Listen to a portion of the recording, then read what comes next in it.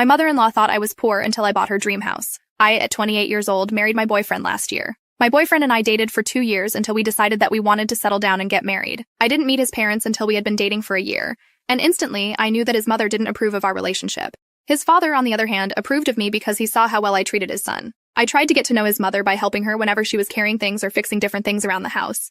His mother would always try to push me away, and I guess I thought she was just playing hard to get. I didn't think much of it and wanted to prove to her that I wanted to be with her son. I own a real estate investment company. It's what I do for a living, and it has allowed me to work fewer hours and spend time with my husband. My husband works as a lawyer and works more hours than I do, more than I can even imagine myself working, but it's part of his job and he still loves it. Both my mother-in-law and father-in-law know what I do for a living, but I don't think they understand the scale of my job.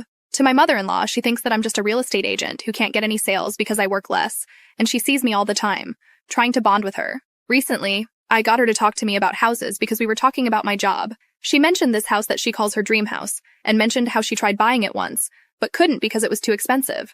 I recognized the street and the house she was referring to because it was part of the houses that I had developed a couple of years ago. During the conversation, she asked me how I was going to support her son. She told me that she sees me more than her son and asked if I'm even working.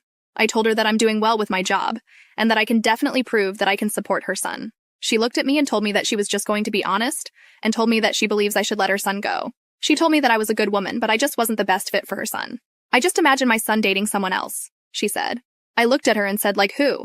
That's when I found out that she had a friend who owned a clothing store that had a daughter, and I guess they both made a promise to try to play matchmaker, and her husband approved of it because that meant their son would get married and join the business. My heart sank. I spent the last couple of months trying to get this woman to like me, but it felt like nothing was working. I told her that I wasn't going to leave her son, and that I would treat her son way better than her friend's daughter could. She laughed while she continued going back to work and told me that her son makes more than me, and that her friend's daughter could triple both of our incomes combined. I looked at her and asked her how she would know if her son was making more than me. She told me that it doesn't take a genius to tell that a lawyer will make more than a real estate agent. I didn't want to argue with her anymore, so I told her that I had to go and pretended that I had somewhere to go that day.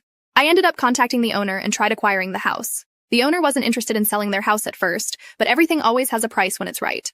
The owner was a hard person to negotiate with, and I'm sure I lost the deal, but I honestly didn't care much. Throughout the past 3-4 months, I've had to deal with paperwork, inspection, and the whole process of buying the house. I stopped visiting my in-laws and stayed in contact with my mother-in-law.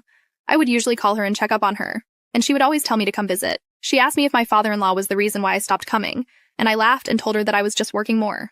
During this time, my father-in-law has tried hinting to my husband about his friend's daughter, and my husband always shut down the idea and always told him that he's married and to respect that. You can now check if there's a part 2 by pressing share and more.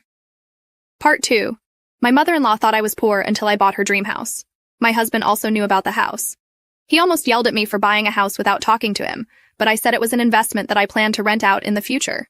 Finally, the moment arrived when I got the keys to the house and was finally the owner. During this time, my mother-in-law's birthday was approaching, and I told her that the best way to celebrate her day was to have the party at the new house. I told her that we should have a nice dinner together, and she happily agreed.